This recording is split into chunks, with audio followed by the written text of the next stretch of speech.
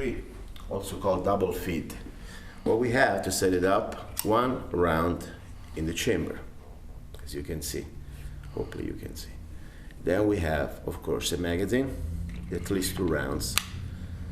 And then we have now 1 round in the chamber with another cartridge stuck behind.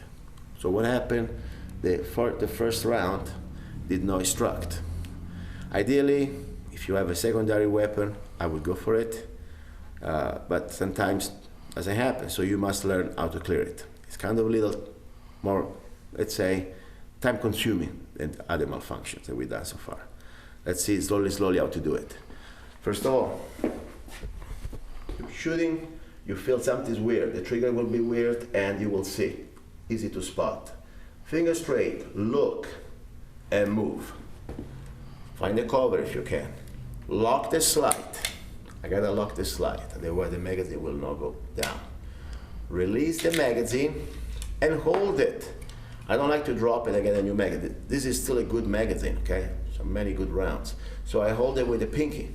Something may fall, I don't care. I always do 3 racks. 1, 2, 3. Then I get the magazine, reinsert it, and back on target.